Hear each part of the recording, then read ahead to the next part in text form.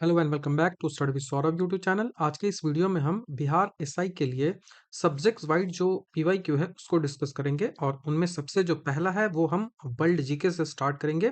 इस world GK में हम जो प्रीवियस ईयर में 80 क्वेश्चन पूछे गए हैं, टोटल 80 सवाल है, तो उनको ये देखेंगे। ये पार्ट नंबर 1 है, तो चलिए वीडियो की शुरुआत कर लेते हैं।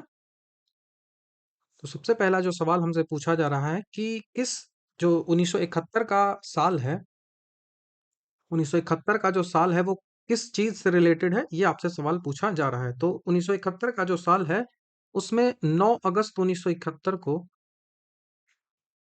9 अगस्त 1971 को भारत और जो सोवियत संघ है, जिसको यूएसएसआर बोलते थे, यूएसएसआर बोलते थे, भारत और सोवियत संघ के बीच एक जो है वो शांति को लेकर, पीस को लेकर, फ्रेंडशिप को लेकर और कोऑपरेशन को लेकर एक संधि हुई थी, एक ट्रीटी हुई थी। तो Indian Soviet treaty of peace यहाँ पे हुआ था। तो Indian Soviet treaty of friendship and cooperation and peace के लिए हुआ था। तो ऑप्शन नंबर ए हमारे यहाँ से आंसर बन जाएगा। ठीक है, ऑप्शन नंबर ए यहाँ से बनेगा। यह जो ट्रीटी था वो बांग्लादेश युद्ध के दौरान जो है वो भारत के लिए जो एक रणनीतिक महत्वपूर्ण साबित हुआ था। ठीक है, क्योंकि इसी समय आपको पता है कि बांग्लादेश के साथ युद्ध भी हुआ था। तो इसी संधि ने यह जो है वो एंश्योर किया कि यदि भारत पर किसी अन्य देश है, कोई अलग देश है, वो यदि भारत पे अटैक करता है तो सोवियत संघ है ना, वो भारत की हेल्प करेगा। जिससे पाकिस्तान हो गए और उसके जो सहयोगी हो गए, जैसे कि यूएसए हो गया, चाइना हो गया, इन सब के खिलाफ एक भारत को सपोर्ट मिल गया। दैट्स वाई भारत ने बांग्लादेश में इंटरफेयर किया था। बांग्लादेश की आजादी को लेकर भारत ने इंटरफेयर किया था, ये आपको पता होगा। आपको यहाँ पे शिमला समझौता दिख रहा है, जो शिमला की ट्रीटी हुई थी वो दिख रहा है। तो शिमला जो समझौता है वो 1972 में हुआ था, 1972 में हुआ था। ये आपको ध्यान रखना है, शिमला एग्रीमेंट जो है वो 1972 में हुआ था। उसके बाद भारत का पार्टीशन है, ये आपको पता है, 1947 में हुआ था। और जो डिसोल्यूशन ऑफ सोवियत यूनियन है ये हुआ था 1991 में, 1991 में हुआ था। सबसे पहला जो कौन सा हुआ था, वो लिथुआनिया हुआ था, लिथुआनिया हुआ था। उसके बाद जो है वो एस्टोनिया उसके बाद जो है वो ये हुआ था, अभी यूक्रेन है ना, हाँ यूक्रेन हुआ था, तब जाके एस्टोनिया हुआ था। ये 3 क्रम आपको याद रख लेना है, पूछ लिया जाता है एग्जामिनेशन में। ये वाला तो सीजीएल में पूछा गया है, नॉट बिहार सीजीएल, वो सेंट्रल लेवल का जो सीजीएल होता है, एसएससी सीजीएल, उसमें पूछा गया था। तो अभी के लिए आप इतना याद रख लो और नेक्स्ट क्वेश्चन की ओर हम बढ़ते हैं। नेक्स्ट जो हमारा सवाल पूछा जा रहा है वो पूछा जा रहा है कि why which treaty was independent Greek nation established। इस संधि के द्वारा जो स्वतंत्र यूनान जो राष्ट्र है वो एस्टेब्लिश हुआ था।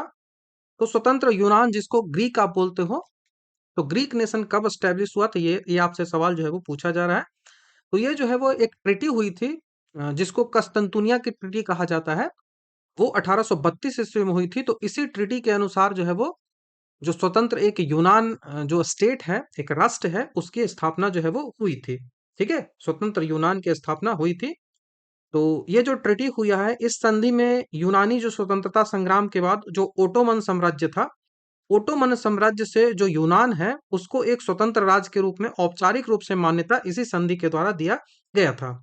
औपचारिक रूप से मान्यता जो ओटोमन साम्राज्य से अलग होकर दिया था, वो इसी संधि से मिला था 1832 में। ठीक है, जिसमें ग्रेट ब्रिटेन, फ्रांस, रशिया, ये सब जो था ना, इसने यूनान का सपोर्ट किया था, यूनान को इन्होंने सपोर्ट किया था। ब्रिटेन ने, फ्रांस ने, रशिया ने यूनान को सपोर्ट किया था। उसके बाद आपको वियना की संधि दिया हुआ है 1815 में।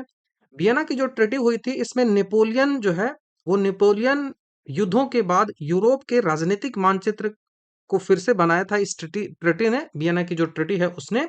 और उसके बाद आपको दिया हुआ है वर्साये की संधि। ये डेट याद रखना है, 1999 में। ये जो है वो इसने प्रथम विश्व युद्ध को औपचारिक रूप से समाप्त किया था। प्रथम विश्व युद्ध को यदि समाप्त करने की हम बात करेंगे तो वो फर्स्ट वर्ल्ड वॉर को वर्साई की संधि है उसी के द्वारा समाप्त किया गया था। तो अभी के लिए इतना याद रखो, नेक्स्ट क्वेश्चन की बात करते हैं।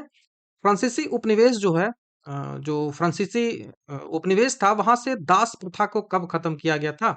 तो जो फ्रेंच कॉलोनीज थी, वहां से स्लेवरी जो सिस्टम है उसको कब खत्म किया, ये आपसे सवाल जो है वो पूछा गया। ये बिहार पुलिस जो एक्साइज इंस्पेक्टर है उसमें कहा, ये सवाल जो है वो आया है। तो 1848 में 1848 में ये जो है वो उपनिवेश जो फ्रेंच जो कॉलोनी थी वहां से जो स्लेवरी सिस्टम है उसको खत्म किया गया था। स्लेवरी सिस्टम को खत्म किया गया था। देखो, दास प्रथा का अंत जो है वो 1848 में हुआ था। लेकिन आपको ये ध्यान रखना है ना कि यहाँ पे 1794 में 1794 में जो फ्रांसीसी क्रांति के बाद, आपको पता है कि फ्रांसीसी क्रांति हुई थी 1789 में। उस 1789 के बाद, फ्रांसीसी क्रांति के बाद ही 1794 में पहली बार यहाँ पे जो है वो समाप्त कर दिया गया था। किसके द्वारा? तो मैं इसका नाम आप लिख लो, मे भी पूछ लिया जाए। मैक्समिलियन जो है, मैक्समिलियन मैक्समिलियन के द्वारा 1794 में आफ्टर फ्रेंच रिवॉल्यूशन जो दास प्रथा है उसको समाप्त कर दिया गया था। लेकिन जब 1802 में जब 1802 में नेपोलियन बोनापार्ट जो है, नेपोलियन बोनापार्ट नेपोलियन बोनापार्ट ने उसने 1802 में फिर से जो है वो दास प्रथा को आरंभ कर दिया था। दास प्रथा को फिर से इसने स्टार्ट कर दिया था। और इसी स्लेवरी सिस्टम को 1848 ईस्वी में फ्रांस ने अपने उपनिवेशों से पूरी तरीके से खत्म किया था। ठीक है, पूरी तरीके से खत्म करने की बात हो तो 1848 में खत्म किया था, और 1802 में पहली बार इसको खत्म किया था, जो फिर से बहाल कर दिया था नेपोलियन ने। और पहली बार 1794 में खत्म किया था मैक्समिलियन ने, आफ्टर फ्रेंच रिवॉल्यूशन, जो कि 1789 में हुआ था। ठीक है, तो यहां से आंसर आपका कौन सा होगा? तो 1848, ऑप्शन नंबर ए हमारा आंसर बनेगा। ठीक है, ऑप्शन नंबर ए। चौथे नंबर सवाल की बात करते हैं कि मध्यकाल में चर्च द्वारा, चर्च जो था मेडिएवल टाइम में कृषि के उपज का एक 10वां जो हिस्सा था ना वो टैक्स के रूप में वसूल लेता था। और उस जो टैक्स है उसको क्या बोलते थे? उस जो टैक्स है उसको क्या कहा जाता था? यही आपसे सवाल जो है वो पूछा जाता है। तो जो मध्यकाल था, वहां पे यूरोप में जो खेती होती थी उस खेती में चर्च का हिस्सा होता था, जिसको दस्यांश कहा जाता था। 10वां हिस्सा जो है वो लेता था एग्रीकल्चर का। तो वो जो था उसको क्या बोलते थे? तो उसको जो है वो टाइड कहा जाता था। उसको क्या कहा जाता था? टाइड। उसको टाइड कहा जाता था, जो कि चर्च के द्वारा लिया जाता था। कृषि का कौन सा हिस्सा? तो 10वां हिस्सा लिया जाता था। ये भी आपको एकदम इंपॉर्टेंट है, याद रखना है। 10वां हिस्सा जो है वो लिया जाता था। आपको जो जजिया दिख रहा है यहाँ पे, ये एक मुस्लिम एडमिनिस्ट्रेशन से रिलेटेड एक टैक्स है, जो कि गैर मुस्लिमों से लिया जाता था। जो नॉन मुस्लिम्स होते थे ना उनसे लिया जाता था ये टैक्स। ठीक है, उनसे ये लिया जाता था जजिया कर, गैर मुसलमानों से लिया जाता था। उसके बाद आपको लिब्रे दो दिख रहा है ना, ये जो लिब्रे दिख रहा है, ये लिब्रे जो है वो फ्रांसीसी क्रांति से पहले फ्रांस की मुद्रा हुआ करती थी। तो ये भी आपको ये ध्यान रख लेना है, क्योंकि सवाल जो है वो यहाँ से पूछे जाते हैं और आगे भी पूछे जाएंगे।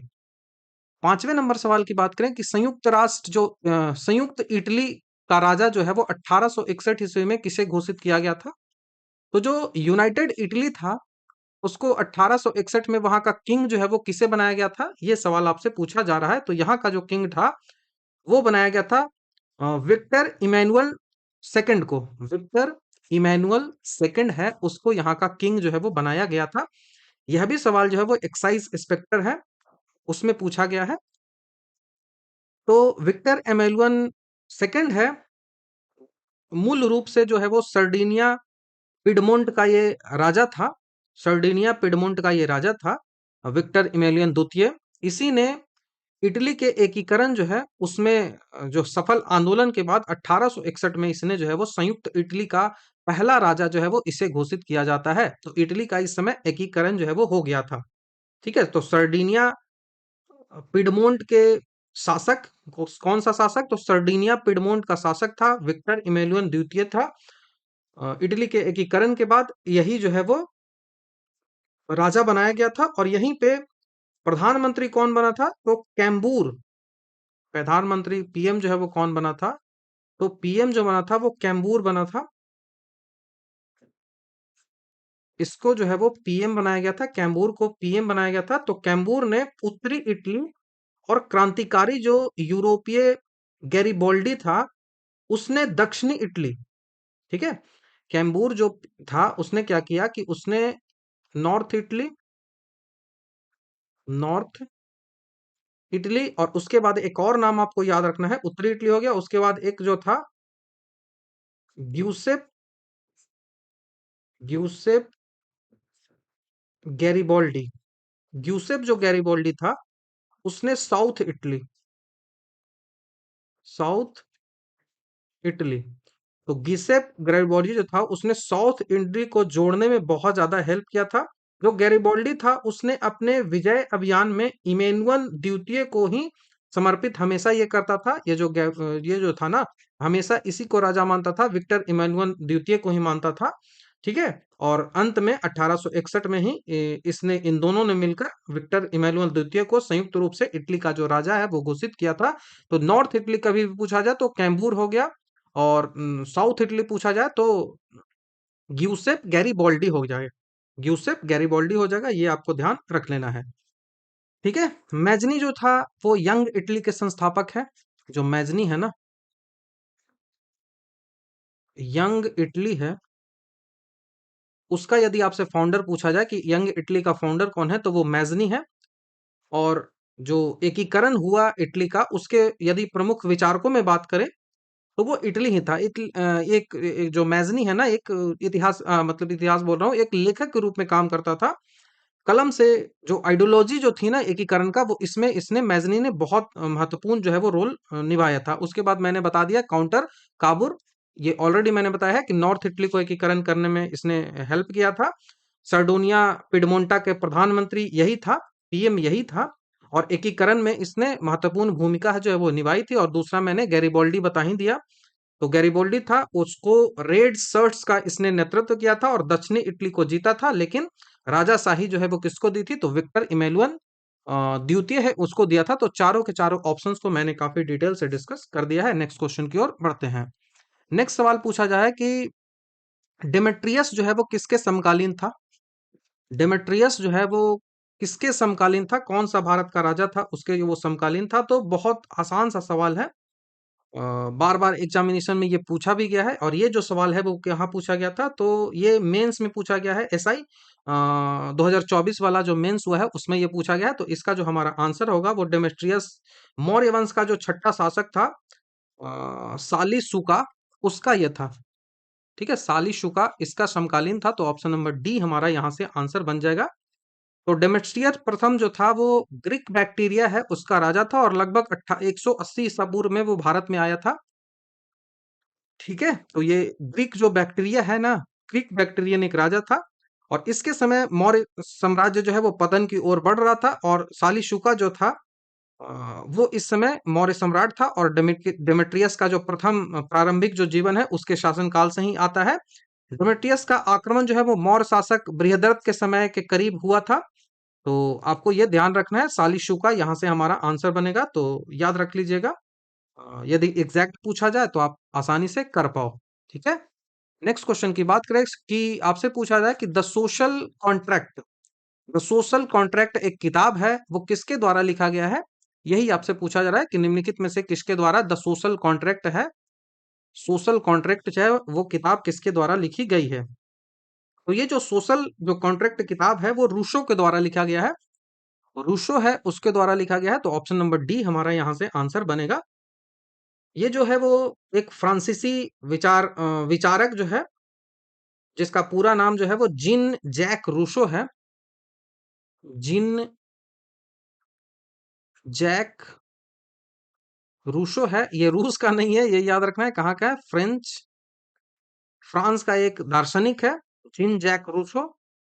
तो ये जो है वो इसने ही द सोशल कॉन्ट्रैक्ट, जिसको सामाजिक अनुबंध आप कह सकते हो, तो एक फ्रांसीसी दार्शनिक है, इसने ये लिखा था। और इसके द्वारा ये 1762 ईस्वी में लिखा गया एक बुक है, जो कि बहुत ज्यादा इंपॉर्टेंट है।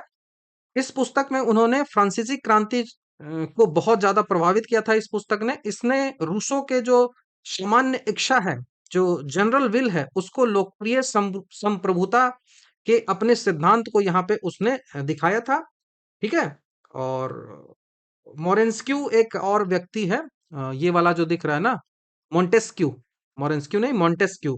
तो मोंटेस्क्यू का एक किताब है, वो भी आपको याद रखना है, the the spirit of the laws, the spirit of the laws, the spirit of the laws जो है वो मोंटेस्क्यू के द्वारा लिखा गया है। सोशल कॉन्ट्रैक्ट जो है वो रूसो के द्वारा लिखा गया है। रूसो कहाँ का, तो फ्रेंच का था। ये आपको ध्यान रख लेना है। उसके बाद हम वोल्टेयर की बात करें। ये जो वोल्टेयर आपको ऑप्शन नंबर 1 में दिख रहा है, वोल्टेयर जो था वो एक स्वतंत्रता का प्रबल समर्थक था, कि फ्रीडम जो है वो होनी चाहिए। ठीक है, फ्रीडम जो है वो होनी चाहिए। इसने कोई स्पेसिफिक ऐसी कोई किताबें नहीं लिखी है, लेकिन ये आपको याद रखना है, the spirit of the laws जो किताबें हैं वो किसके द्वारा लिखी गई है, तो वो मोंटेस्क्यू के द्वारा लिखा गया है। 8वें नंबर सवाल की बात करें कि जो फ्रेंच रूलर लुइस 14वां जो था, 14वां नहीं 16वां, हाँ 16वां है, लुइस जो 16वां है, वो किस डायनेस्टी से रिलेट करता है? फ्रांस का शासक जो है वो लुइस 16वां, वो किस राजवंश से जो है वो संबंधित है? तो जो लुइस 16वां है वो संबंधित है बूर्बो राजवंश से। ये वाला जो है ऑप्शन नंबर सी इससे संबंधित है। ठीक है, तो फ्रांस का ये राजा था लुई 14वां। और 1889 में जब फ्रेंच रिवॉल्यूशन के फैलने के समय जो है वो फ्रांस का शासक था, और उसने 1893 में गिलोटीन द्वारा इसे मार दिया गया था। तो इसको किसने मारा था? इसको मारा था गिलोटीन। गिलोटीन के द्वारा इसको जो है वो मार दिया जाता है। तो ये आपको ध्यान रखना है। बुर्बो जो वंश है उससे ये संबंधित है और फ्रेंच रिवॉल्यूशन से रिलेट है, मतलब फ्रेंच रिवॉल्यूशन के समय यही जो है वो राजा था। नेक्स्ट क्वेश्चन की बात करते हैं कि as a impact of first world war the women entered into new role because. First world war जो खत्म हुआ उसके बाद महिलाओं को एक नई भूमिका जो है वो उनको मिली, नई भूमिकाओं में वो प्रवेश किए। इसका रीजन क्या था? इसका रीजन क्या था ये आपसे पूछा जा रहा है। तो इसका रीजन था कि they began to work in factories, workshop and business enterprises during world period. जब वार चल रहा था ना, तो उस वार के समय जो है वो युद्ध काल में उन्होंने कारखाना हो, कार्यशाला हो, व्यापारिक जो प्रतिष्ठान हो, वहां पे उन्होंने काम करना आरंभ किया। तो ये महिलाओं के लिए बहुत इंपॉर्टेंट एक था। तो यही हमारा जो है वो आंसर भी बन जाएगा। तो प्रथम विश्व युद्ध जो है वो 1914 से लेकर 18 तक चला था। तो इस समय जो महिलाएं थी उनके द्वारा यही सबसे महत्वपूर्ण जो है वो भूमिका निभाई गई थी। और महिलाओं को जो वोट देने का जो अधिकार भी था वो प्रथम विश्व युद्ध के बाद ही मिला था। ठीक है, प्रथम विश्व युद्ध है उसके बाद ही इनको जो है वो वोट देने का अधिकार जो है वो मिला था। ये भी आपको ध्यान रख लेना है। नेक्स्ट क्वेश्चन की बात करते हैं 10वें नंबर सवाल की। 10वां नंबर है कि हिटलर, आसान सा सवाल है कि हिटलर का जन्म जो है वो कहाँ हुआ था? हिटलर का जन्म जो है वो कहाँ हुआ था? तो हिटलर का जन्म जो है वो ब्रूनो में हुआ था। ब्रेनो कह लो, ब्रेनाओ, ब्रेनाओ में हुआ था। ठीक है, हिटलर का जो जन्म है वो 20 अप्रैल 1889, 20 अप्रैल 1889 को कहाँ हुआ था? तो ब्रेनो एम इन नामक जो शहर था वहां पे ये हुआ था। यह जो शहर है वो ऑस्ट्रिया और हंगरी जो साम्राज्य है उसका हिस्सा था। और ये अभी हम बात करें तो अभी ये कहाँ है? तो अभी ऑस्ट्रिया में है। ऑस्ट्रिया, जिसकी राजधानी जो है वो वियना है। तो ऑस्ट्रिया में ये है। और ऑस्ट्रिया में जो जर्मनी की जो सीमा है ना वहां पे ये अवस्थित था। ठीक है, ऑस्ट्रिया में जो जर्मनी की सीमा है वहां पे ये अवस्थित था। तो आपको ये ध्यान रखना है। एडोल्फ जो हिटलर है उसका जन्म 89 में ऑस्ट्रिया के सीमावर्ती शहर ब्रेनो एम इन में हुआ था। और हिटलर जो है वो नाजी पार्टी का नेता था। ये भी आपको याद रखना है किस पार्टी का नेता था? तो वो नाजी जो पार्टी है उस नाजी पार्टी का ये नेता था। और द्वितीय विश्व युद्ध में जर्मनी का इसने नेतृत्व भी किया था। ठीक है, जर्मनी का नेतृत्व किया था। जो म्यूनिक आपको नजर आ रहा है, ये म्यूनिक एक जर्मनी का शहर है। यहाँ पे हिटलर ने अपने राजनीतिक जो गतिविधियां हैं उसको स्टार्ट किया था। म्यूनिक में हिटलर ने अपनी जो पॉलिटिकल, जो इसके सिनारियोज हैं, पॉलिटिकल पॉलिटिकल जो एक्टिविटीज हैं उनको स्टार्ट किया था। बाकी हमारा जन्म की बात करें तो वो ब्रेनो हो जाएगा। ठीक है, नेक्स्ट क्वेश्चन की बात करें कि फ्रांस के निम्न में से किन दो नेताओं ने नेशनल असेंबली का फॉर्मेशन किया था? Formation of national assembly in France is announced by which leader? तो किस लीडर हैं उनके द्वारा ये जो है वो फ्रेंच रिवॉल्यूशन जो है वो स्टार्ट किया गया था? तो ये जो हैगा मिराइबो और ओबेसिये के द्वारा हो गया। तो मिराइबो और ओबेसिये, ठीक है, मिराइबो और ओबेसिये। 1789 में जब फ्रेंच रिवॉल्यूशन हुआ, 1789 में जब फ्रेंच रिवॉल्यूशन हुआ, उस समय स्टेट जनरल की बैठक का जो तीसरा स्टेट था, ठीक है, स्टेट जनरल की बैठक में जो तीसरे स्टेट्स हैं उसके उचित प्रतिनिधित्व से वंचित कर दिया गया था, और उन्होंने खुद को जो है वो नेशनल असेंबली घोषित कर दिया था। ठीक है, खुद को जो है वो नेशनल असेंबली घोषित कर दिया था। इस आंदोलन का जो नेतृत्व है वो मिराइबो, जो कि एक कुलीन परिवार से था, एक अच्छा परिवार से आता था, और उसके साथ ही आबे सीए जो है, ओबे सीए बोल लो, आबे सीए बोल लो, इसने जो है वो किया था, जो कि एक पादरी था, जो कि एक पादरी था, ये आपको ध्यान रखना है। ठीक है, तो फ्रांस का जो मिराइबो हो गया और ओबेसिये हो गया, इसने नेशनल असेंबली का फॉर्मेशन किया था। ठीक है, नेशनल असेंबली का फॉर्मेशन किया था। जो मिराइबे है उसने राष्ट्रीय सभा में सबसे जो महान हस्तियों के रूप में उसे जाना जाता है, उसने संवैधानिक राजतंत्र की वकालत की थी। ये आपको ध्यान रखना है। ठीक है, देखो एक सवाल यहाँ आपको पूछा जाता है तो उसको याद रखिएगा कि फ्रेंच जो रिवॉल्यूशन हुआ था उस समय यहाँ पे 3 स्टेट हुआ करते थे। नॉट स्टेट मीन्स राज्य, 3 स्टेट हुआ करते थे। ये जो स्टेट है ना, इसका स्पेलिंग अलग होता है। ठीक है, 3 स्टेट्स थे, जिसमें पहला था, यही पूछा जाएगा आपसे कि पहला जो स्टेट था उसमें कौन आता था, तो उसमें आता था पादरी, जो फादर होता था चर्च का, वो आता था पहला वर्ग में। जो दूसरा वर्ग होता था, जिसको आप जो है वो कुलीन वर्ग कहते हो, तो दूसरे जो वर्ग होते थे उसमें जो पढ़े लिखे लोग थे, कुलीन अमीर जो लोग थे वो आते थे। ठीक है, वो दूसरा वर्ग होता था। यही जो है वो एसआई में पूछा भी गया है प्रीवियस ईयर में। तीसरा जो वर्ग होता है, उसको जो तीसरी संपदा होती है, तीसरा जो वर्ग होता है वहां पे आम लोग होते हैं, नॉर्मल जो पीपल हैं वो होते हैं, आम लोग होते हैं। तो ये सवाल जो है वो पूछा जाएगा आपसे, तो ये याद रख लेना। ये 3 स्टेट्स जो है वो होते हैं। इट इज नॉट स्टेट, ये स्टेट है। ठीक है, तो ऑप्शन नंबर डी हमारा यहाँ से आंसर बन जाएगा। ठीक है, जो है वो नेक्स्ट क्वेश्चन की अब हम बात करते हैं। नेक्स्ट सवाल जो हम हमसे पूछा जाए कि the who was the author of the title book the spirit of law. Already मैंने बता रखा है, ऑलरेडी मैंने बता रखा है, ये जो किताब है वो किसने लिखी है। तो द स्पिरिट ऑफ लॉ जो किताब है वो मॉन्टेस्क्यू के द्वारा लिखा गया है। ऑप्शन नंबर सी है वो हमारा यहाँ से आंसर बनेगा। मॉन्टेस्क्यू के द्वारा ये जो किताब है वो लिखी गई है। ये बुक है वो आखिर किससे रिलेट करता है, तो इस पुस्तक का जो विषय वस्तु है, इस पुस्तक का जो सब्जेक्ट है वो क्या है। तो ये जो सब्जेक्ट है यहाँ पे, जो लेजिस्लेचर है, एग्जीक्यूटिव है, जुडिशियरी है, इनके बीच जो पावर का डिवीजन है ना, वो कैसे होगा, इसके बारे में बात यहाँ पे करता है। ठीक है, तो ये किसके बारे में बात करता है, तो ये बात करता है सेपरेशन ऑफ पावर के बारे में।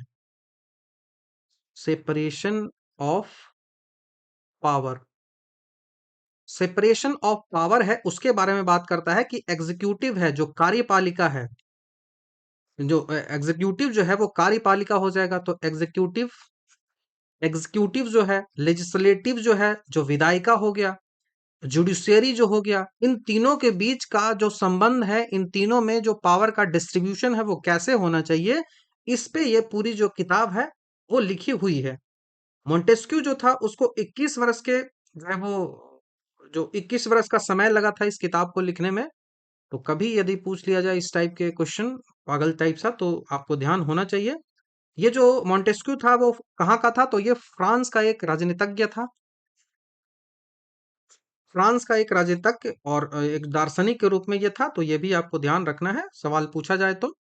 नेक्स्ट क्वेश्चन की ओर बढ़ते हैं। 13वां नंबर का सवाल हमसे पूछा जा रहा है कि रूस जो है वो किस संधि के द्वारा प्रथम विश्व युद्ध से अलग हो गया था।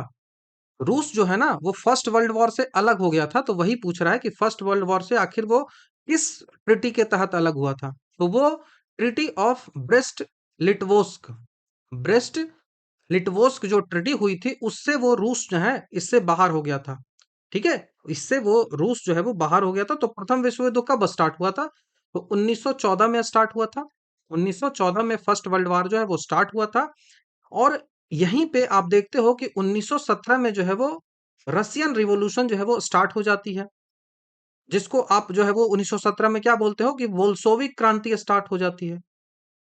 बोल्शेविक क्रांति,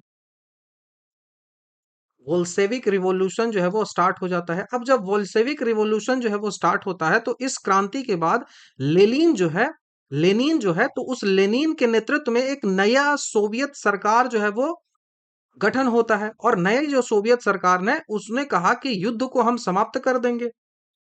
लेनिन के नेतृत्व में नई जो सोवियत सरकार है उसका गठन होता है, और वो कहती है कि हम जो है वो इस युद्ध को समाप्त करेंगे। और 1918 में जाकर 1918 में जाकर सोवियत रूस जो है उसने केंद्रीय जो शक्ति है, सेंट्रल जो पावर है, देखो विश्व युद्ध हुआ था तो दो प्रकार के पावर होते थे ना। एक जो है वो सेंट्रल पावर रहता था, तो जो सेंट्रल पावर था उसमें कौन कौन था? तो सेंट्रल जो पावर था उसमें जर्मनी था, ऑस्ट्रिया था, ऑस्ट्रिया था, हंगरी था, हंगरी था। ये सब जो कौन है? तो ये सब जो है वो सेंट्रल पावर में आते हैं। कौन कौन सा? तो सेंट्रल पावर जिसको आप धुरी राष्ट्र भी कहते हो, ये जो है वो जर्मनी, ऑस्ट्रिया और हंगरी आता था। और दूसरा जो पावर था उसको एक्सियल पावर बोलते थे, जिसको जो है वो एक्सियल पावर बोलते थे। तो एक्सियल पावर जो है, जिसको आप मित्र राष्ट्र भी कहते हो, तो मित्र राष्ट्र है उसमें कौन आता था? तो उसमें जो है वो जापान आता था, जापान आता था। इसमें जापान हो गया, जापान के साथ इंग्लैंड हो गया, इंग्लैंड के साथ अमेरिका हो गया, अमेरिका के साथ रूस हो गया, रूस हो गया। तो ये सारे जो है वो इसी पार्ट में आते थे। तो इस समय क्या हुआ था कि 1918 में सोवियत संघ जो था उसने केंद्रीय जो शक्ति है, सेंट्रल जो पावर है जिसमें जर्मनी, ऑस्ट्रिया और हंगरी है, उसके साथ एक ट्रिटी करती है, सेंट्रल पावर के साथ एक ट्रिटी करती है, और उस ट्रिटी का नाम होता है ट्रिटी ऑफ ब्रेस्टल लिटोवस्क। ब्रिस्टल लिटोवस्क जो ट्रिटी है उस पर संधि होते हैं, और इसके बाद ही प्रथम विश्व युद्ध से जो है वो रसिया जो है वो हट जाता है। किससे संधि करता है? तो सेंट्रल पावर से करता है, ये याद रखना है। यह एक बहुत ही कठोर संधि था जिसमें रूस को अपने विशाल क्षेत्र है, उसका बहुत बड़ा क्षेत्र था, उसको वो छोड़ना पड़ गया था। तो ये आपको ध्यान रखना है, बहुत इंपॉर्टेंट ये क्वेश्चन है। तो ऑप्शन नंबर डी हमारा यहाँ से आंसर बन जाएगा। ठीक है, नेक्स्ट क्वेश्चन की बात करें, 14वें नंबर की बात करें, तो पूछ रहा है कि भौगोलिक अनुसंधान में किस देश ने यूरोप के नेतृत्व जो है वो प्रदान किया था? आपसे पूछा रहा है कि जो भी ज्योग्राफिकल रिसर्चेज होती थी, तो उस रिसर्चेज में उसमें जो किस कंट्री ने प्रोवाइड किया था लीडरशिप यूरोप में, किसने सबसे पहले जो है वो स्टार्ट करना? तो आप जानते हो कि पुर्तगाल ने ही स्टार्ट किया था। तो ऑप्शन नंबर डी हमारा यहाँ से आंसर बन जाएगा। पुर्तगाल जो है वो हो जाएगा कि भौगोलिक खोज, भौगोलिक अनुसंधान है उसमें इसने जो है वो बहुत बड़ी भूमिका निभाई थी। और पुर्तगाल की राजधानी जो है वो लिस्बन है, ये आपको पता भी है। 15वीं शताब्दी में पुर्तगाल ने भौगोलिक जो क्षेत्र हैं उनके खोज करने का प्रयास किया। इसी कारण से ये जो 15वां शताब्दी होती है ना, 15 जो सेंचुरी होती है, उसको जो है वो एज ऑफ डिस्कवरी भी कहा जाता है। देखो 1498 में खोजा ना, फिर अमेरिका की खोज हुई, तो एज ऑफ डिस्कवरी इसको कहा जाता है। एज ऑफ डिस्कवरी इसको कहा जाता है इस 15वीं शताब्दी को। ठीक है, प्रिंस हेनरी द नेविगेटर के संरक्षण में पुर्तगाली जो नाविक था उसने अफ्रीका तट का पता भी लगा लिया था और भारत के लिए समुद्री मार्गों को भी खोज लिया था। तो किसका नेतृत्व में? तो प्रिंस हेनरी द नेविगेटर के नेतृत्व में। ठीक है, स्पेन ने भी जो है वो कई सारी चीजों के खोजा था, जैसे कोलंबस जो है वो उसने अमेरिका को खोजा था। ठीक है, और बार्थोलोम्यू डियाज के बारे में आपको पता होना चाहिए। 1488 में केप ऑफ गुड होप जो है, इस केप ऑफ गुड होप की खोज जो है वो बार्थोलोम्यू डियाज ने ही 1488 में किया था, और वास्को डी गामा ने 1458 में भारत में पहुंचने वाले प्रथम यूरोपीय बने थे। तो ये भी आपको ध्यान रखना है। नेक्स्ट क्वेश्चन की ओर बढ़ते हैं। 15वां नंबर का सवाल कि प्रथम विश्व युद्ध का जो तात्कालिक कारण था, इसके कई सारे रीजंस रहे हैं, ऐसा नहीं है कि स्टार्टिंग से ही युद्ध हो गया। तो इसका कुछ तो इमीडिएट रीजन रहा होगा ना, तो वो इमीडिएट रीजन ही आपसे पूछा जा रहा है कि क्या इमीडिएट रीजन था जिस कारण से ये युद्ध जो है वो स्टार्ट हुआ था। तो प्रथम विश्व युद्ध है वो 1914 से लेकर 1918 तक चला था। 1914 से लेकर 1918 तक चला था, और इसका सबसे मेन रीजन था एक असैसिनेशन हो गया था। किसका? तो ऑस्ट्रिया का जो राजकुमार था फर्निंडे, फर फर्डिनेंड जो था उसकी हत्या हो गई थी। ठीक है, ऑस्ट्रिया का जो राजकुमार था फर्डिनेंड उसकी हत्या कर दी गई थी और यही जो है वो सबसे बड़ा जो है वो रीजन था, सबसे बड़ा जो है वो रीजन था यही। अ, प्रथम विश्व युद्ध जो है वो इसी समय जैसे 28 जून 1914 को सराजेवो, 28 जून 1914 को क्या हुआ, 1914 को सराजेवो, जिसको आप जो है वो बोस्निया कह लो, तो सराजेवो जिसको आप बोस्निया कहते हो, सराजेवो में ऑस्ट्रिया हंगरी जो है उसके सिंहासन के उत्तराधिकारी जो है वो फर्निंडे और उसकी पत्नी की हत्या कर दी गई थी यहीं पे सराजेवो जो है वो, उसमें ऑस्ट्रिया और हंगरी दोनों जो तो एक ही तरह से था। ठीक है, तो इसके जो राजा था, इसका जो उत्तराधिकारी था सिंहासन का, वो कौन था, इसका सक्सेसर कौन था, तो इसका सक्सेसर फर्डिनेंड था और उस फर्डिनेंड की हत्या जो है वो सराजेवो में कहा, बोस्निया में इसकी जो है वो हत्या कर दी गई थी और उसकी पत्नी की भी हत्या कर दी गई थी। तो 28 जून जो है ना उस दिन हत्या कही और यही जो है वो सबसे बड़ा जो है वो रीजन जो है वो बना था। ठीक है, यही जो है वो सबसे बड़ा रीजन बना था। हत्या जब हुई, इस हत्या के बाद जो सर्बिया राष्ट्रवादी था उसके द्वारा ये हत्या जो है वो की गई थी, जिसके कारण ऑस्ट्रिया जो हंगरी है उसने सर्बिया पर अटैक कर दिया था। तो जो सर्बिया है, सर्बिया, ये ऐसे होगा, तो सर्बिया, तो सर्बिया पर हमला कर दिया था, किसने किया था, तो ऑस्ट्रिया और हंगरी ने मिलकर, दोनों एक था ही, ऑस्ट्रिया और हंगरी ने सर्बिया पर अटैक कर दिया था 2000, 2000 बोलो 1914 में, जून 1914 में अटैक कर दिया था और यहीं से जो है वो प्रथम विश्व युद्ध जो है वो स्टार्ट हुआ था। इस युद्ध में लगभग 30 से अधिक देश है उन्होंने पार्टिसिपेट किया था और इस युद्ध के कई सारे कारण थे, लेकिन सबसे मेन जो कारण था वो यही था, फर्डिनेंड की हत्या हो जाना। नेक्स्ट जो क्वेश्चन हमसे पूछ रहा है वो पूछ रहा है कि मिडिएवल पीरियड जो था यूरोप में, वहां पे सामंतवाद हुआ करता था, सामंतवादी एक व्यवस्था हुई है जो मिडिएवल पीरियड जो यूरोप का है उसकी महत्वपूर्ण जो है विशेषता कही जाती है। तो इसमें जो लॉर्ड होता था ना, जो लॉर्ड होता था वो लॉर्ड क्या करता था ना कि अपनी जो जमीन होती थी ना, वो जमीन जो है वो दे देता था सामंतों को। तो सामंतों को जमीन देता था, जिसको हम वेसल कहते थे, वेसल को सामंत कहा जाता है, तो उसको जमीन देता था। ये भी सवाल पूछा गया है एग्जामिनेशन में। तो वो जमीन जो देता था ना, उस जमीन को क्या बोलते थे, ये आपसे पूछा जा रहा है कि उस जमीन को क्या कहा जाता था।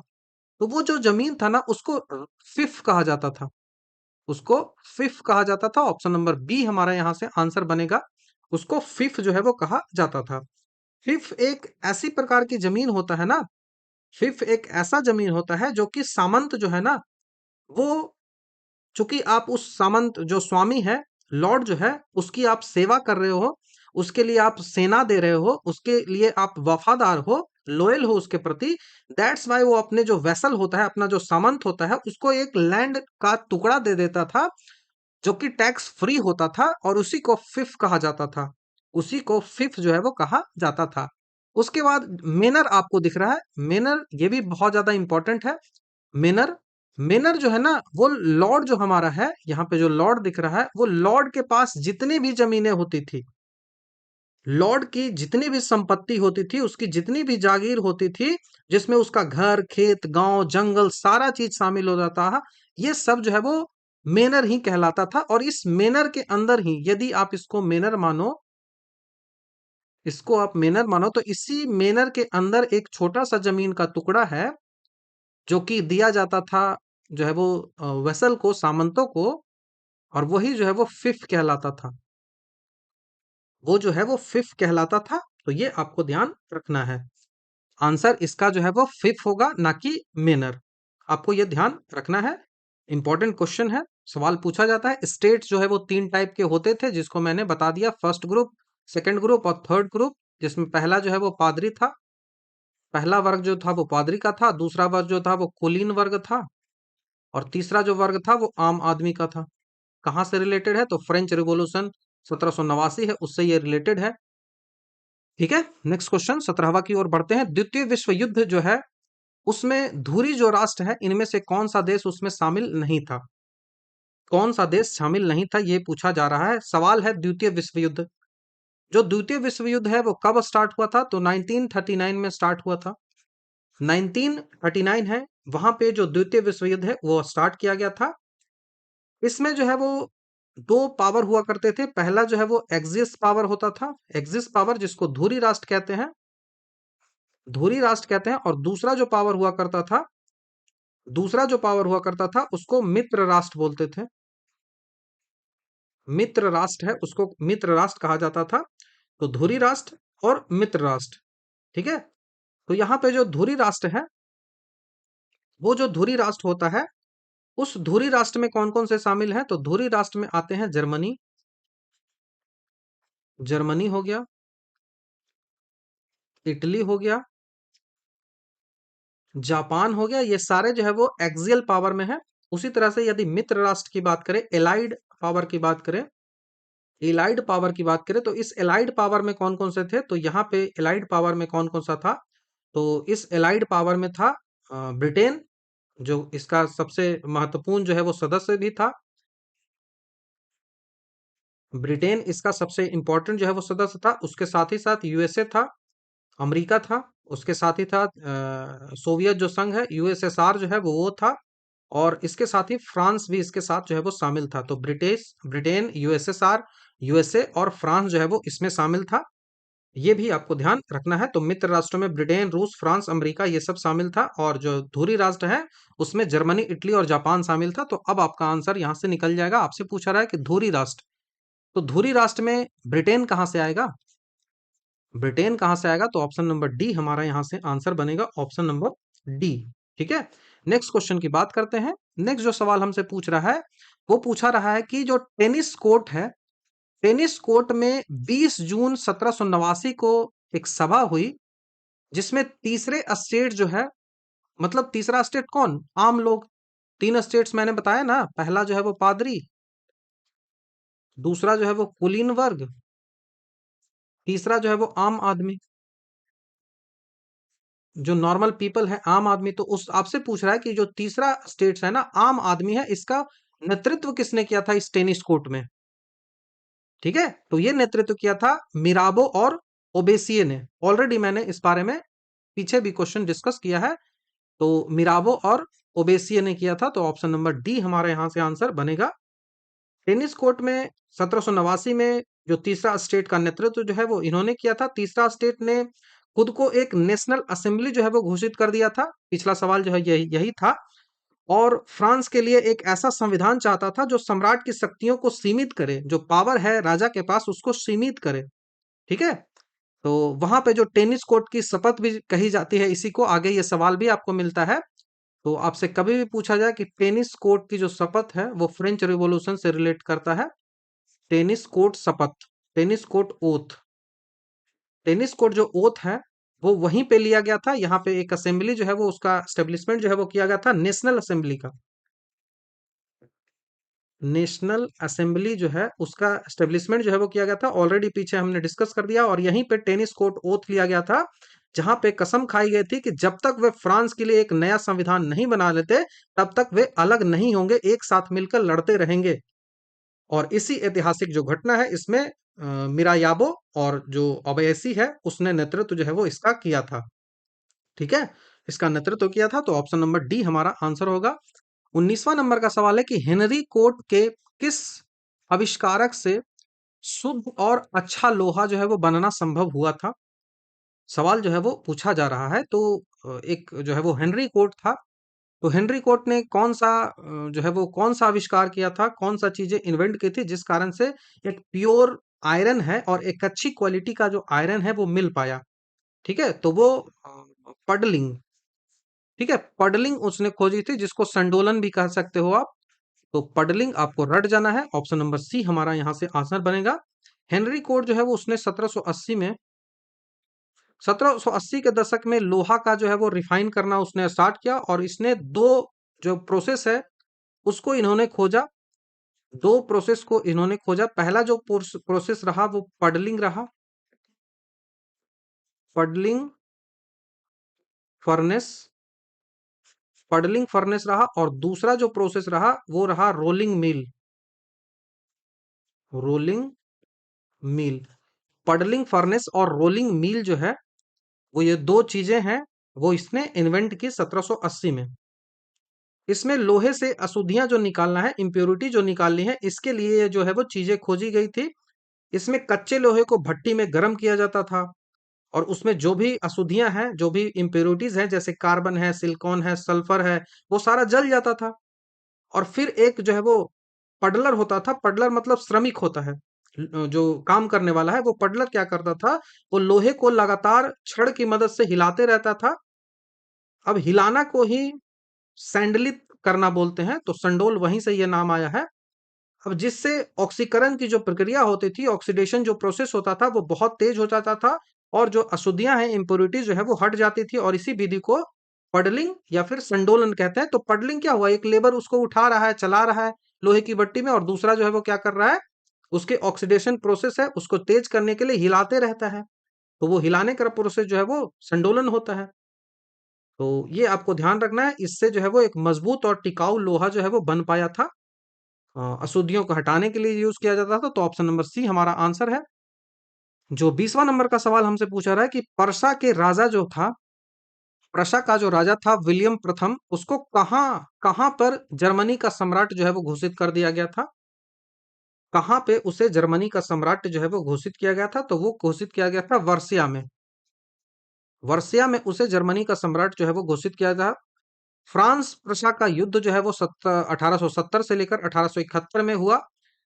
इसमें फ्रांस पर जर्मनी की जो है वो जीत हुई थी, और इसके बाद जर्मनी जो राज्य है उसका एकीकरण किया गया था। तो फ्रांस एंड जो प्रसा है,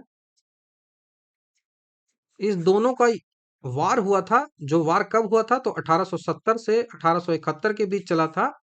और इसमें जीत किसकी हुई थी, तो इसमें जो जीत हुई थी वो पर्सिया की हुई थी। पर्सिया ने जीता था, फ्रांस जो है वो हार गया था। तो फ्रांस जो है और जो है वो पर्सा, तो इसमें फ्रांस पर जो है वो जर्मनी की जीत हुई थी, पर्सा को आप जर्मनी मान लो। तो ये जो है वो जीत हुई थी, जर्मनी की जीत, और इसके बाद जर्मनी का टोटल जो है वो एकीकरण हो गया था। ठीक है, जर्मनी का इसका टोटल एकीकरण हो गया था, तो ये आपको ध्यान रखना है। यहीं पे जनवरी 1871 में जो पर्सिया है उसके राजा विलियम प्रथम जो था, उसको पेरिस के पास जो वर्सिया है उसी के महल में, हॉल ऑफ मिरर में, जो जर्मन सम्राट है वो घोषित किया गया था। तो हॉल ऑफ मिरर कहा जाता है, हॉल ऑफ मिरर्स। तो हॉल ऑफ मिरर्स में इसको जर्मनी का साम्राज्य जो है वो सम्राट जो है वो घोषित किया गया था, पर्सा का राजा। ठीक है, इसको घोषित किया गया था। यह स्थान फ्रांस के लिए एक बड़ा ही अपमानजनक है, जिसका बदला उन्होंने 1919 में जो वर्साया की जो संधि है उसको लेकर इन्होंने पूरा किया था, क्योंकि ये ह्यूमिलिएटिंग था फ्रांस के लिए। तो फ्रांस ने 1919 में इसका बदला जो है वो ले लिया, वर्साया की संधि करवाकर। ठीक है, वर्साया की संधि करवाकर, तो ये आपको ध्यान रखना है। ठीक है, और जो ये जो है ना, कौन विलियम प्रथम, तो विलियम प्रथम को राजा घोषित, सम्राट घोषित कर दिया गया था। और इसी समय उसको जो है वो कैसर विल्हेम प्रथम के नाम से जाना जाने लगा। विलियम प्रथम को क्या नाम से जाना लगेगा क्या, तो कैसर, कैसर विल्होम प्रथम के नाम से यहीं से इसको जाना जाने लगा। तो ये याद रखना है। ठीक है, 21 नंबर सवाल की बात करते हैं कि द्वितीय विश्व युद्ध का तात्कालिक कारण जो है वो क्या था। पहला तो हमने देख लिया कि जो उसकी हत्या थी, फर्नांडे जो था, ऑस्ट्रिया का जो राजकुमार था, उसकी हत्या के कारण हुई थी। तो लेकिन यहाँ पे क्या है, तो यहाँ पे जो मेन रीजन है कि जर्मनी जो है वो, उसका हमला हुआ था पोलैंड पे। जर्मनी का हमला हुआ था पोलैंड पे। दैट्स वाई ये जो दूसरा विश्व युद्ध है वो स्टार्ट हुआ था। तात्कालिक तो कारण यही रहा था, इमीडिएट जो रीजन है वो यही रहा था। 1939 में, सितंबर 1939 में जो जर्मनी है, तो हिटलर जो था उसने जर्मनी द्वारा पोलैंड पर आक्रमण कर दिया। किसने किया, हिटलर है। हिटलर कहाँ का है, जर्मनी का है। इसने क्या किया, इसने अटैक किया। कहाँ किया, तो पोलैंड पे किया। पोलैंड पे इसने अटैक कर दिया। और यही रीजन बना द्वितीय विश्व युद्ध स्टार्ट होने का। और ये आक्रमण जैसे हुआ है तो जवाब में ब्रिटेन और फ्रांस ने जर्मनी के खिलाफ जो है वो युद्ध घोषित कर दिया। किसने घोषित कर दिया? तो ब्रिटेन, ब्रिटेन एंड साथ ही साथ फ्रांस, ब्रिटेन और फ्रांस दोनों ने मिलकर जर्मनी के विरुद्ध जो है वो अटैक कर दिया। जर्मनी के विरुद्ध जो है वो अटैक कर दिया। तो यहीं से जो है वो द्वितीय विश्व युद्ध जो है वो स्टार्ट हो गया, जो कि 1939 से लेकर 1945 तक चला था। ठीक है, 1939 से लेकर 1945 तक चला था, ये आपको ध्यान रखना है। नेक्स्ट क्वेश्चन की बात करते हैं। ऑप्शन नंबर डी आपको याद रखना है। 22 नंबर का सवाल है कि द्वितीय विश्व युद्ध के समय 1 सितंबर 1939 को पोलैंड पर किसने आक्रमण किया था? तो एडोल्फ हिटलर ने किया था। अभी तो मैंने आपको बताया ना किसने किया था, तो एडोल्फ हिटलर ने किया था। 1 सितंबर 1939 को पोलैंड पे आक्रमण किया था, और यही सबसे बड़ा रीजन था कि द्वितीय विश्व युद्ध है वो स्टार्ट हुआ था। और इसके अगेंस्ट में इंग्लैंड और जर्मनी ने फ्रांस पर आक्रमण कर दिया था। तो 23वें नंबर सवाल की बात करें कि किस घटना ने राष्ट्रवाद की जो अवधारणा है उसको बर्थ करने में बहुत ज्यादा हेल्प की? यही आपसे सवाल पूछा जा रहा है कि राष्ट्रवाद जो नेशनलिज्म का कंसेप्ट है ना, वो कंसेप्ट किस जो घटना है उससे आया था? तो राष्ट्रवाद का कंसेप्ट में फ्रेंच रिवॉल्यूशन बहुत ज्यादा इंपॉर्टेंट है। इसके ही कारण, फ्रेंच रिवॉल्यूशन के ही कारण ये स्टार्ट हुआ था। तो 1789 में फ्रेंच रिवॉल्यूशन है वो स्टार्ट हुआ, और यहीं से जो है वो नेशनलिज्म जो है वो मॉडर्न कंसेप्ट ऑफ नेशनलिज्म जो है वो आया फ्रेंच रिवॉल्यूशन 1789 से। इसने राष्ट्र का जो विचार होता है ना, राष्ट्र के विचार को एक राजा की संपत्ति के बजाय क्या कहा कि राजा का हर चीजों पे हक नहीं होता। इसके बजाय उसने कहा कि एक राष्ट्र जो है ना वो भाषा, संस्कृति और उसी इसके साथ साथ भाषा संस्कृति के जो मूल्य वाले नागरिक है ना, उनका एक समुदाय के रूप में होना चाहिए। और वहां पे जो है ना, वहां पे क्या होना चाहिए? तो वहां पे स्वतंत्रता होनी चाहिए, वहां पे जो है वो लिबर्टी होनी चाहिए, वहां पे जो है ना वो समानता होनी चाहिए, इक्वलिटी होनी चाहिए। वहां पे जो क्या है, वहां पे बंधुत्व होनी चाहिए, फर्टिलिटी जो है वो फैटर्निटी होनी चाहिए। तो तीन शब्द आपको भारत में दिखते हैं ना संविधान में, स्वतंत्रता, समानता और बंधुत्व। वो कहाँ से आया है? वो फ्रेंच रिवॉल्यूशन से आया है। और यहीं से जो राष्ट्र का कंसेप्ट है वो क्लियर हुआ कि राष्ट्र जो है ना वो राजा की संपत्ति नहीं है। राष्ट्र है वो राजा की संपत्ति नहीं है। राष्ट्र जो है वो एक व्यक्ति, जो ग्रुप है, उसकी साझा भाषा, उसका कल्चर, उसका लैंग्वेज, उसके जो अपने विचार है वो उनके लिए स्वतंत्र होना चाहिए। उनके लिए वो जो है वो उनमें इक्वलिटी आनी चाहिए, उनमें जो है वो बंधुत्व की जो है वो भावना आनी चाहिए। तो यहां से राष्ट्र का कंसेप्ट जो है वो उद्भव हुआ। ठीक है, यहीं से जो है वो राष्ट्र का जो कंसेप्ट है वो उद्भव हुआ। तो ये आपको ध्यान रखना है, बहुत ज्यादा इंपॉर्टेंट जो है वो क्वेश्चन है। तो नेक्स्ट सवाल की ओर बढ़ते हैं। तो ऑप्शन यहाँ से ऑप्शन नंबर बी हमारा आंसर बन जाएगा, फ्रेंच रिवॉल्यूशन। ठीक है, 24 नंबर सवाल की बात करें तो 24वां नंबर का सवाल बोल रहा है कि प्रथम विश्व युद्ध का तात्कालिक कारण क्या था? तो ऑलरेडी हमने बता दिया है, ऑस्ट्रिया का जो राजा था फर्डिनेंड, उसकी हत्या कर दी गई थी, असैसिनेशन कर दिया गया था। तो ऑप्शन नंबर बी हमारा यहाँ से आंसर बन जाएगा। साराजोवा के पास तो हत्या हुई थी, वो ऑस्ट्रिया का जो सक्सेसर था उसका और उसकी पत्नी दोनों का, और जो फर्निंडे था उसकी हत्या की गई थी। तो यही एक रीजन बना था। तो ये आपको ध्यान रखना है। 14 से 18 तक ये जो है वो युद्ध जो है वो चला था, प्रथम विश्व युद्ध। वर्सोवा का जो संधि था उसके बाद इसको समाप्त भी कर दिया गया था। तो ये आपको ध्यान रखना है। 25वें नंबर के सवाल की बात करें, अमेरिका में नागरिक अधिकार आंदोलन जो है वो किसके द्वारा स्टार्ट किया गया था? अमेरिका में नागरिक अधिकार आंदोलन, जो सिविल राइट मूवमेंट जो है वो किसके द्वारा स्टार्ट किया गया था? तो Martin Luther king junior, Martin Luther king junior है उसके द्वारा स्टार्ट किया गया था। तो ऑप्शन नंबर ए हमारे यहां से आंसर बनेगा। मार्टिन लूथर किंग जूनियर है, इसके द्वारा 1954 से लेकर 1968 के ड्यूरेशन में यह आंदोलन जो है वो स्टार्ट हुआ था। यह आंदोलन जो था वो अफ्रीकी अमरीकियों, वैसे अफ्रीकी जो अमेरिका में रह रहे हैं उनके खिलाफ जो रेशियल भावना जो है उसके विरोध में ये जो है वो आंदोलन स्टार्ट हुआ था। तो 1954 से लेकर 1968 तक तो आप ये कह सकते हो कि 1950 से 1960 का जो दशक है ना, उसमें ये civil right movement Martin Luther King के द्वारा स्टार्ट किया गया था। इसका मेन ऑब्जेक्टिव था कि जो अमेरिकन अ, अफ्रीकन अमेरिकन है ना, उनके विरोध में जो सेग्रीगेशन होता है, जो डिस्क्रिमिनेशन होता है बेस्ड ऑन द रेशियल, उसके जो जाति है, जाति बोल रहा हूँ, वो नस्ल जो होती है ना, जो रेसेस होते हैं ना, उसके अकॉर्डिंग यदि आप भेदभाव कर रहे हो तो उसको लेकर ये होता था।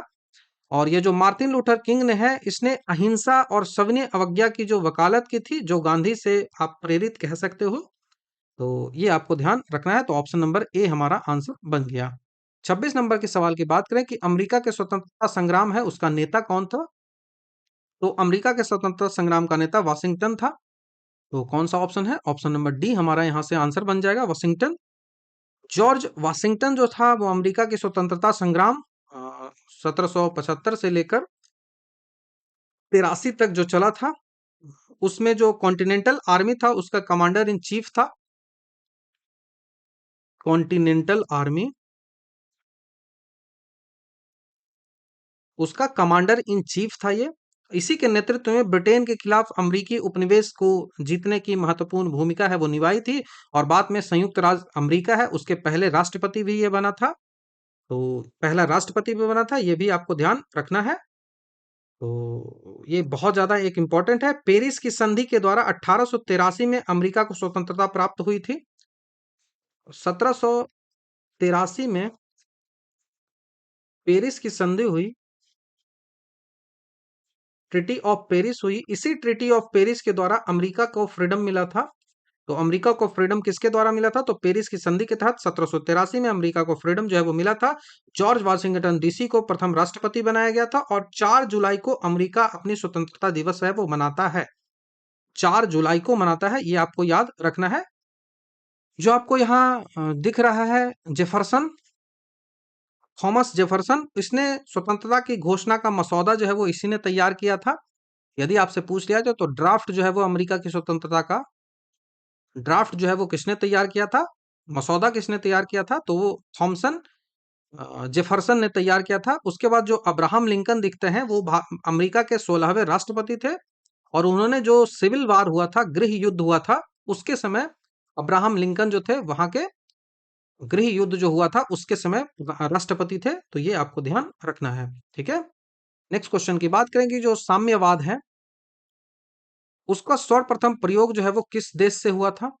जो कम्युनिज्म है वो कहाँ पे प्रैक्टिस किया गया था सबसे पहले? कम्युनिज्म, साम्यवाद। तो साम्यवाद जो है वो उसको सबसे पहले जो है वो प्रैक्टिस किया गया था रशिया में। तो रशिया आपको याद रखना है, ऑप्शन नंबर सी। 1917 में बोल्शेविक क्रांति हुई। 1917 में बोल्शेविक क्रांति हुई, बोल्शेविक रिवॉल्यूशन। बोल्शेविक रिवॉल्यूशन है। इसके बाद रूस जो है उसने दुनिया का पहला देश बना। इस क्रांति के बाद जो रशिया है,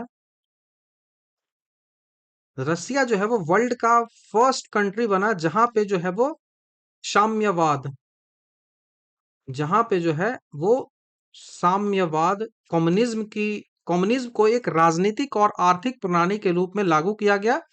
और व्लादिमीर लेनिन था, इसके नेतृत्व में बोल्शेविक जो लोग थे उसने एक दलीय राज्य की जो है वो स्थापना की। और उसके फॉर्मेशन के साधनों का राष्ट्रीयकरण इसके द्वारा किया गया था।